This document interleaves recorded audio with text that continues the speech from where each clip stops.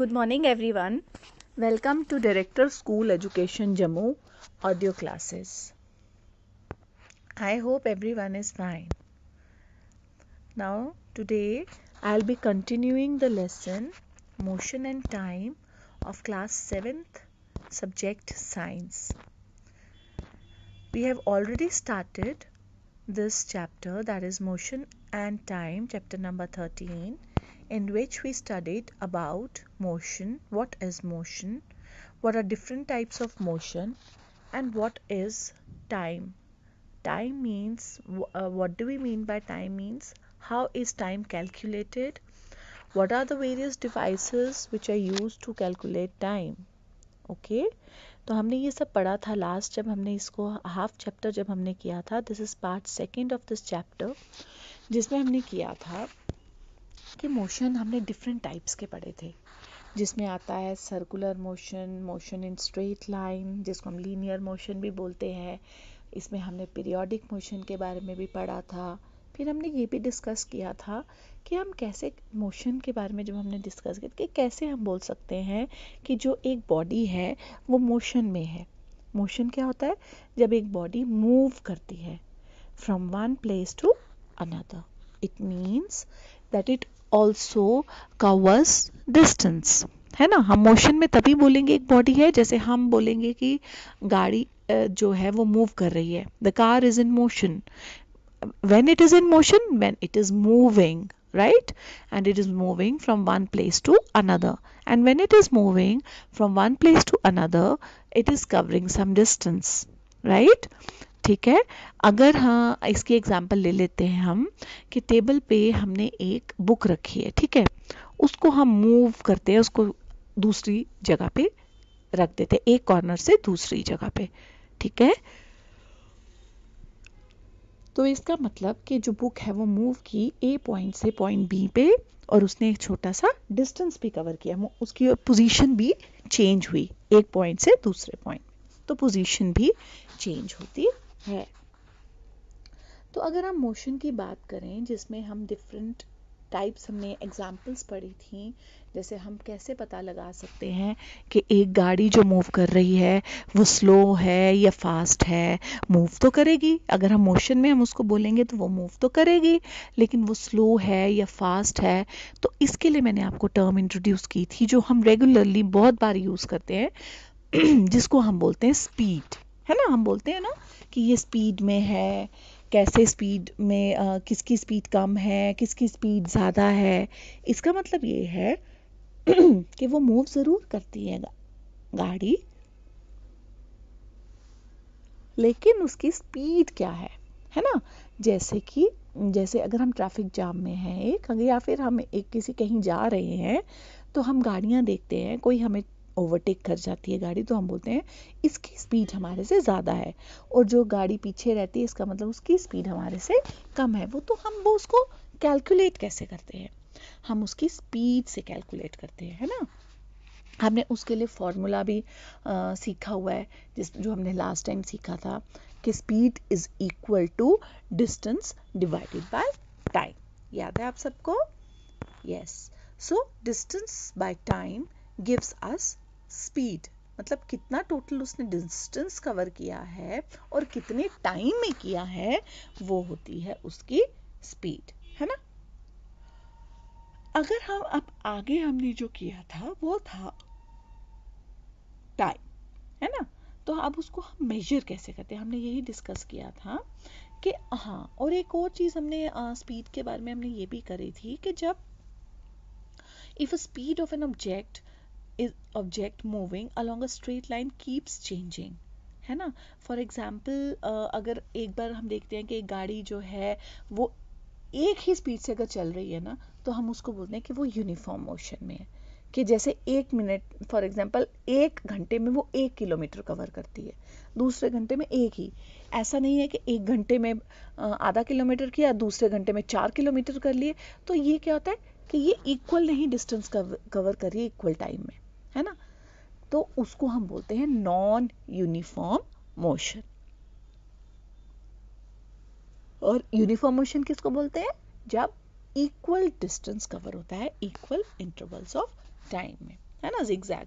तो उसके लिए क्या है कि हमने क्लास 6 में भी इसके बारे में थोड़ा सा पढ़ा था, यूनिफॉर्म और नॉन यूनिफॉर्म मोशन के बारे में, ठीक है।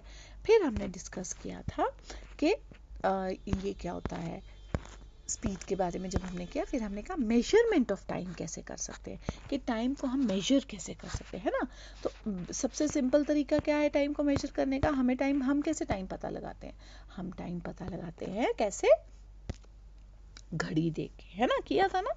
कई वॉल क्लॉक होती है, टेबल क्लॉक होती है, हैंड क्लॉक होती है, हैंड वॉच होती है, then there is digital clock. तो different types of clocks and watches gives us time.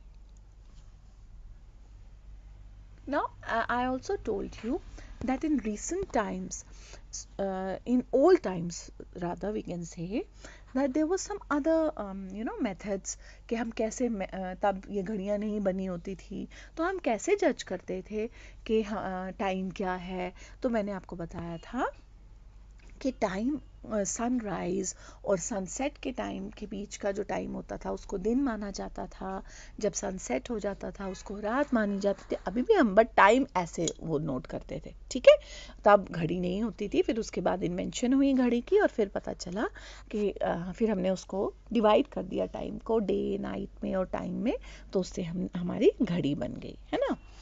तो हमने जब नोट करना है कि कितना टाइम है, तो वो किससे पता चलता है हमें, घड़ी से। तो हमने इसमें मैंने आपको यूनिट भी बताया था इसका, कि जो टाइम का यूनिट है, जो सिंपल यूनिट टाइम का होता है, वो क्या होता है, सेकेंड्स, है ना। यूनिट हम उसको मैं सबसे सबसे छोटा यूनिट हम कह सकते हैं। बड़ा यूनिट होता है मिनट, है ना, और उससे बड़ा होता है आवर, है ना, आवर कितने घंटे, सेकेंड्स, मिनट्स एंड आवर्स। वैसे ही डिस्टेंस में भी ऐसे होता है, मीटर्स, किलोमीटर्स, है ना, छोटा यूनिट मीटर होता है, सेंटीमीटर सबसे छोटा होता है, फिर मिलीमीटर भी उससे छोटा, फिर उसके बाद सेंटीमीटर। बट मैक्सिमम जो जिसमें हम डिस्टेंस मेजर करते हैं वो सेंटीमीटर्स, मीटर, मिलीमीटर्स में नहीं, वो मीटर्स और किलोमीटर्स में होता है, ठीक है। तो ये यूनिट्स होते हैं। यूनिट्स हम कैसे निकालते हैं, मैंने आपको लास्ट टाइम भी समझाया था कि डिस्टेंस पे टाइम है ना, तो डिस्टेंस हम मीटर्स या किलोमीटर्स में लेंगे, और जो टाइम होगा वो सेकेंड्स और मिनट्स में, है ना। तो उससे हम नोट डाउन करते हैं, ठीक है।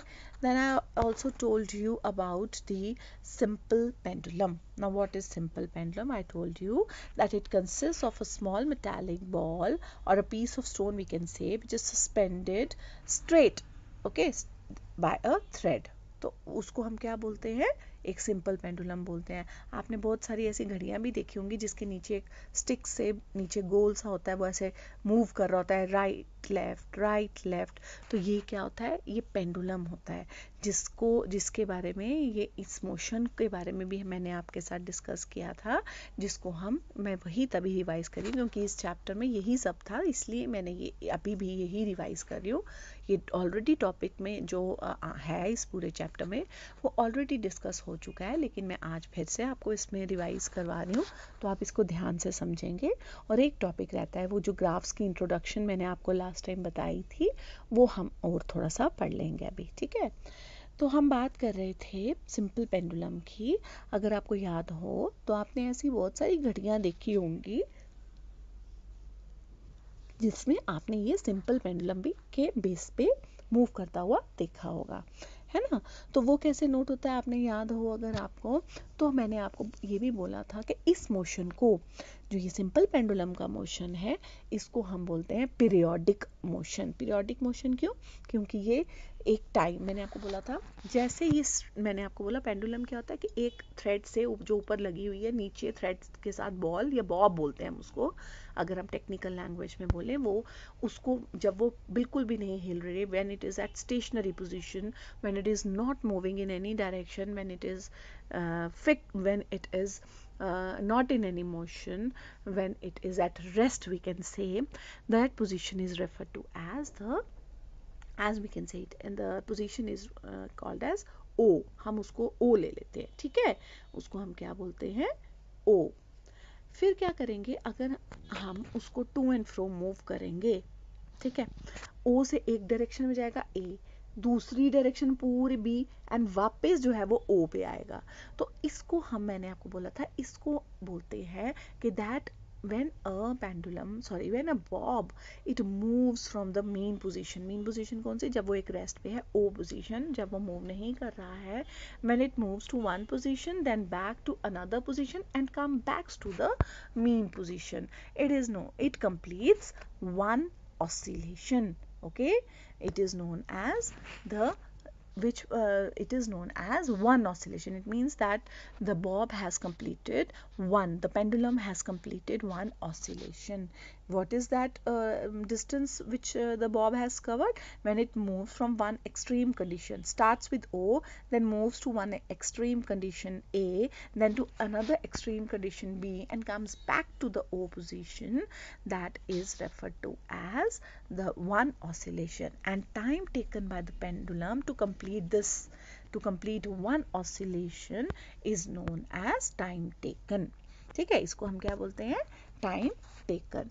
तो ये होता है ऑसिलेशन के बारे में। मैंने आपको बताया था कि पेंडुलम कैसे मूव करता है और उसका जो है प्रिंसिपल क्या है। ठीक है, फिर हम बात कर रहे थे, जब हमने डिस्कस किया था तो मैंने आपको ये भी बोला था कि यूनिट्स के बारे में तो मैंने आपको भी पहले भी बताया, बट सिंपल यूनिट में आपको फिर से बता देती हूँ कि जो बेसिक यूनिट टाइम का होता है वो सेकंड होता है। लार्जर यूनिट मैंने आपको बताया minutes and hours, and then when we talk about speed, जब डिस्टेंस का तो मैंने आपको बताया, अब स्पीड का क्या होगा, speed is always, I have already told you about the formula of speed, that is distance by time.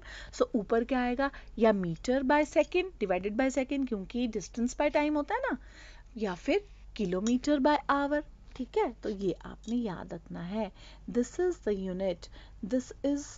Unit of speed which is distance by time, and it is the basic unit of speed is meter per second, or when we talk in larger quantity, in larger numbers, it is kilometer per hour.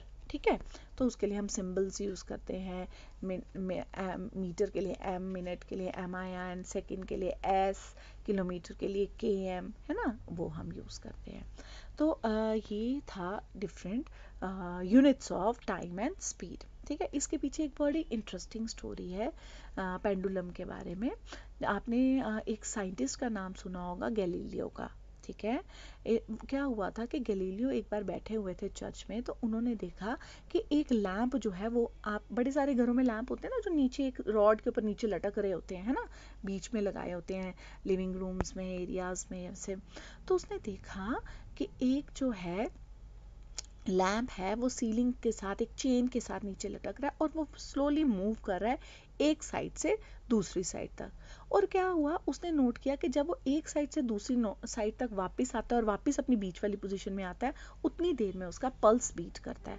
तो उसने देखा कि जितनी बार वो ऐसा हुआ कि जो वो लैंप था वो मूव हुआ एक जगह से दूसरी जगह तक और वापस बीच में आने के लिए टिक जैसे है ना टाइम लिया उसने, उतने में टिक जो हमारा एक पल्स है उतना पल्स टाइम लेता है। दूसरा पल्स तक कितना टाइम होता है, जितनी देर में वो ऐसे पेंडुलम, ये किसके प्रिंसिपल पे वर्क करता है, एक पेंडुलम के प्रिंसिपल पे। तो इसी बेस पे उसने सोचा, उसने एक्सपेरिमेंट किया डिफरेंट पेंडुलम्स के साथ, और फिर उसके बाद उनको पता चला कि जी ये पेंडुलम्स क्या होते हैं, उनकी लेंथ कैसे लेनी होती है, कैसे वो टाइम जो है वो कंप्लीट करता है, वन ऑसिलेशन कितने टाइम में कंप्लीट करता है। और फिर डेवलपमेंट हुई ये पेंडुलम क्लॉक्स की। ऐसी क्लॉक्स आई पेंडुलम की जिसमें हमें इस कंसेप्ट के बारे में बताया। ठीक है, तो गैलीलियो ने ये छोटी सी एक्सपेरिमेंट, देखो मैंने आपको हमेशा बोला है कि जब भी आप साइंस पढ़ते हैं, being a science student, you should always have the brain of reasoning, always you should be eager to know that why this is happening, ऐसा क्यों हो रहा है।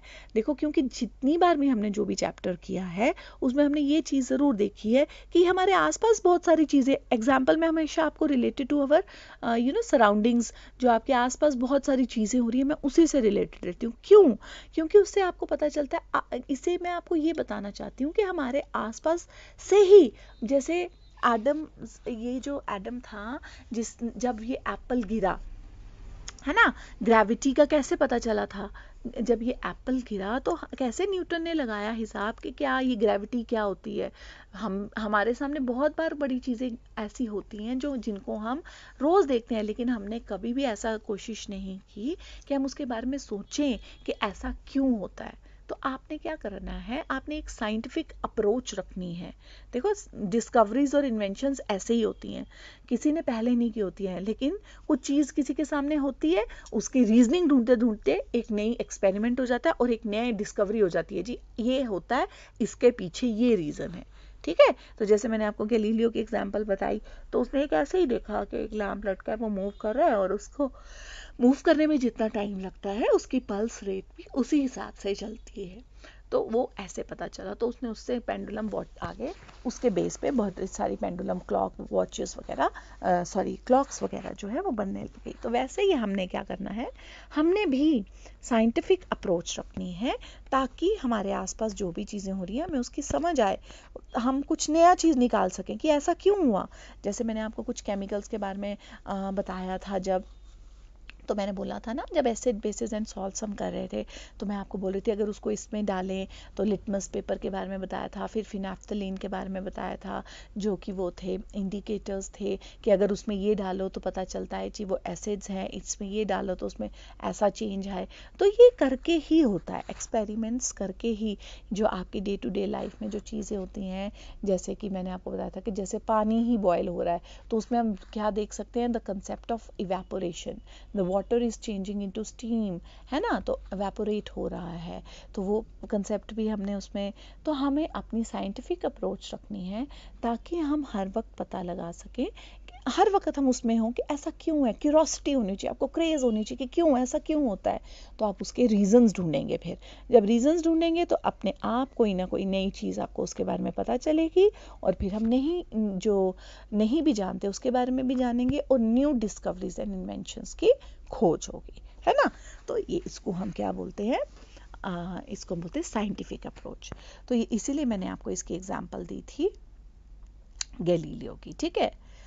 Okay, now when we come to this, हमने ये कर लिया, time जो था वो कैसे हम मेजर करते हैं, हमने पेंडुलम के बारे में भी डिस्कस किया, और फिर स्पीड के बारे में भी, जिसमें मैंने आपको बताया कि स्पीड का क्या फॉर्मूला होता है, डिस्टेंस बाय टाइम, ठीक है। तो आपने क्या करना है, स्पीड, अब आपके बुक में ना बहुत सारे चार्ट्स दिए गए हैं, जिसमें कि उन्होंने बहुत सारे एनिमल्स का नाम लिखा है, उनकी स्पीड लिखी है, तो आपने जो है वो उससे पता लगा सकते हैं कि इतने टाइम में कितनी किलोमीटर, जैसे कि आपको क्वेश्चन भी आ सकता है कि इतने टाइम में जो है एक बॉय है वो मूव करता है इतने kilometres, for example A seconds में बी किलोमीटर्स कवर करता है, तो कैसे हम उसका फॉर्मूला बनाएंगे।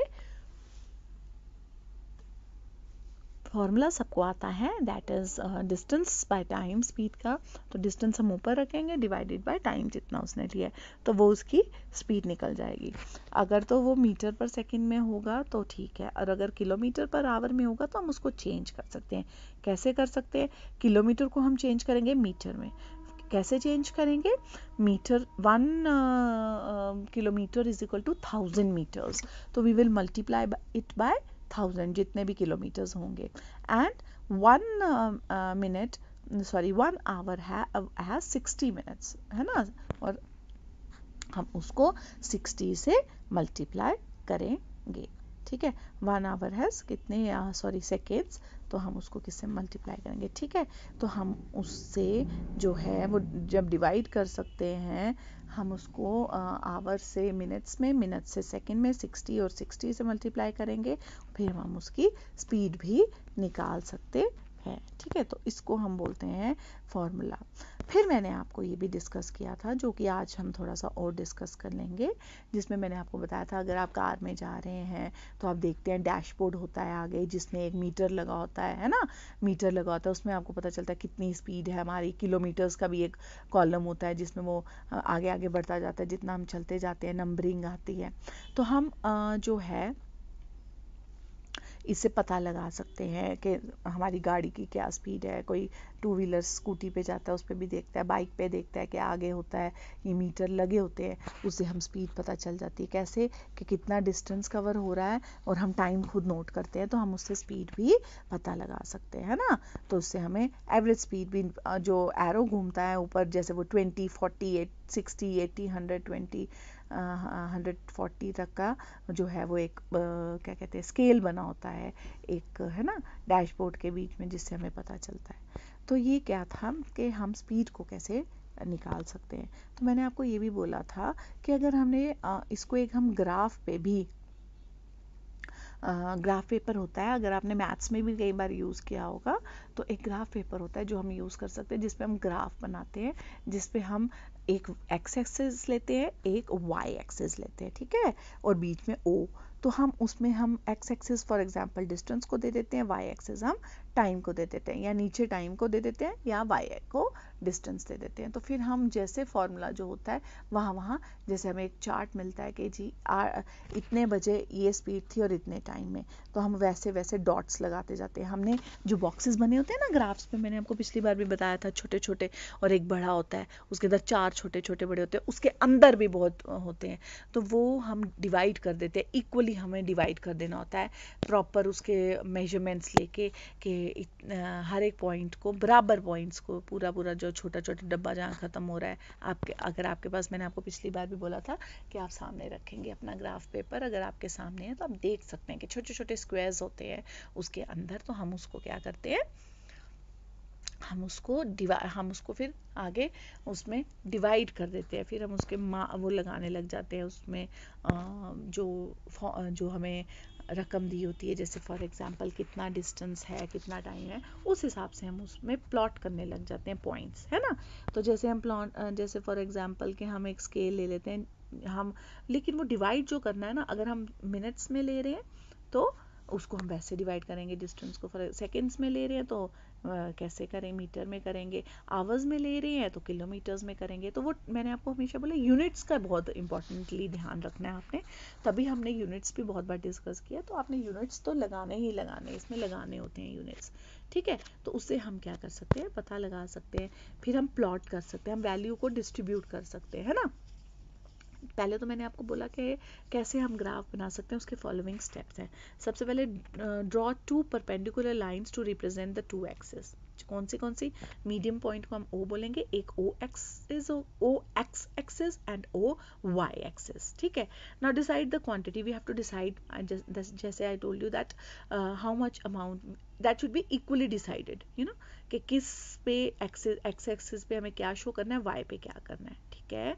और उसके हिसाब से हम उसको, जैसे हम इस केस में क्या ले लेते हैं, जैसे हम एग्जांपल ले रहे हैं कि हम इसमें ले लेते हैं time is along the axis and distance is along the Y axis. Now we have to choose a scale to represent the distance and another to represent the time. अब हमें स्केल रिप्रेजेंट करना है, for example time को हम ले लेते हैं 1 minute और इज इक्वल टू 1 सेंटीमीटर, और डिस्टेंस को 1 kilometre is equal to 1 centimetre.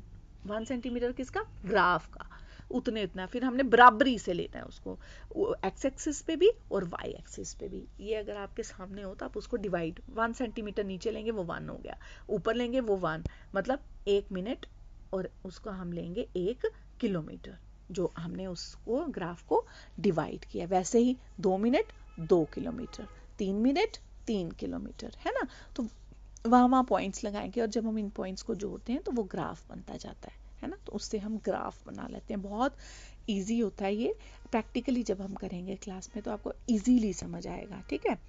तो इसमें फिर बहुत सारे पॉइंट्स होते हैं, that if the distance time graph is straight line it indicates that object is moving in a constant speed. ये मैंने आपको हमेशा बोला है कि जब वो प्रॉपर आ रहा है, equal distance in equal time, that it means it has a constant speed. However if the speed changes then the graph is of any shape, किसी भी शेप का हो सकता है, तो वो यूनिफॉर्म भी नहीं होते हैं। मोशन को भी हम नॉन यूनिफॉर्म मोशन बोलते हैं, है ना। जैसे 1 मिनट में 10 किलोमीटर वो चल रहा है, तो वो पॉइंट वहाँ लगेगा ना, तो वो फिर दूसरे मिनट में वो नीचे 20 किलोमीटर चल रहा है, तो वो जिगजैग एक बन जाएगा। तो वो अलग अलग जो है फिर उसके हिसाब से क्या बनते हैं, ग्राफ्स बनते हैं। तो आपने इस चीज़ का ज़रूर ध्यान रखना होता है कि कैसे जो है इक्वल डिस्टेंस, अगर इक्वल टाइम में है तो वो कैसे ग्राफ प्लॉट करना है, तो वो क्या होगा, स्पीड जो है वो यूनिफॉर्म है, अगर इक्वल नहीं है तो वो नॉन यूनिफॉर्म है। तो ऐसे हम जो है ग्राफ पे भी प्लॉट कर सकते हैं और हम नोट डाउन कर सकते हैं और हम कैलकुलेट कर सकते हैं that what is the speed of an object. So this was all about this chapter, that is motion and time, which we have to discuss it in this chapter, and we have discussed it. I hope you all have understood कि क्या होता क्या है motion, distance, speed, क्योंकि हम रोज़ speed बोलते हैं, रोज़ तो नहीं बट हफ्ते में एक दो बार तो हम कहीं बाहर निकलते ही हैं अपनी गाड़ी में या स्कूटी पे, तो हमें स्पीड के बारे में नॉलेज तो है, लेकिन आज हमने उसके बारे में पूरा डिस्कस किया। अब आप नोट करेंगे, जब भी मम्मा पापा के साथ जाएंगे कहीं पे तो नोट करेंगे कि स्पीड क्या है, पापा किस स्पीड पे चलाते हैं, हम कितने घंटे में कहाँ पहुँच गए, कितने मिनट में हम कहाँ पहुँच गए, तो आप उससे उसकी स्पीड भी डिस्टेंस के उस पे स्पीड के फॉर्मूला में डालोगे तो आप उसकी स्पीड भी निकालोगे। और ये आप करोगे, मुझे करके बताओगे, जब स्कूल्स लगेंगे तो आपने अपनी भी मैम को बताना है कि हमने ये कंसेप्ट सीखे थे, तो हमने ये नोट डाउन किए थे। आपकी जो टेक्स्ट बुक है उसमें बहुत सारे टेबल्स हैं, आप उनको फिल करेंगे और वो आपकी जो आपके पास चीज़ें हैं उसी में से एक्सपेरिमेंट्स करके जो है वो आप बना सकते हैं। ठीक है, so to sum up this chapter हम थोड़े से इसके क्वेश्चन आंसर्स डिस्कस कर लेते हैं। ठीक है, आप जैसे मैंने आपको बोला, classify the following as motion along a straight line, circular line and oscillatory. You all know now motion of your hands is while running is what? It is in the yes straight line. We are moving, जो hands की movement है वो क्या है, वो एक periodic motion है ना। Now when we talk about a hammer on an electrical bell, ठीक है, that is also a oscillatory motion, or we can say it as periodic motion. When the train is moving on a straight bridge, it is in a straight line. When a wheel of a car को हम circular motion बोलते हैं, है ना। So these are different examples. Now when we come to true or false, now the basic unit of time is second. Yes, every object moves with a constant. No, ज़रूरी थोड़ी है constant speed से ही move करेंगे सारे, किसी की speed कम होती है, किसी की ज़्यादा होती है ना। Distance between two cities are measured in kilometres. Yes, हम क्योंकि वो बड़ा यूनिट है तो वो बड़ा यूनिट डिस्टेंस का क्या है, किलोमीटर्स, है ना।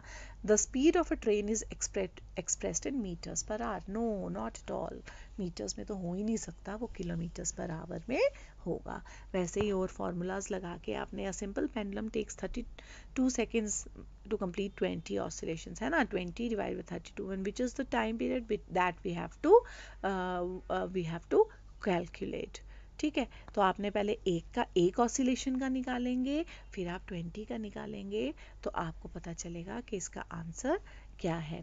सिमिलरली जब हम इसकी बात करेंगे वन वर्ड की, which of the following relation is correct? So the speed of the formula of speed, all of you know, it is the second part, that is speed is equal to distance by time. तो इससे आप टिक कर सकते हैं। basic unit of speed is meter per second. then there is different graphs जिसमें हमने बताना है कि कौन सा जो है वो उस मोशन का है, जो हमने अभी किया ना, हमने क्या कहते हैं, ग्राफ्स किए ना, तो उसके लिए भी एक क्वेश्चन है कि कौन सा जो है वो यूनिफॉर्म मोशन है और कौन सा नहीं है, कांस्टेंट स्पीड किसकी है किसकी नहीं है। तो इसमें सी वाला है जो कांस्टेंट स्पीड वाला नहीं है, तो ये वाला भी है जिसमें हम बता सकते हैं कि ये नहीं है ना। तो this is what we had to do about this chapter. I hope everybody has understood this chapter. Now I'll be taking your leave. I hope everyone is taking care. अपना ध्यान रखेंगे सारे। और हमने जो ये चैप्टर किया है इससे रिलेटेड है स्पीड। इससे मैं आपको एक और लास्ट में जाते जाते बोलना चाहूँगी कि स्पीड को सबने नॉर्मल रखना है।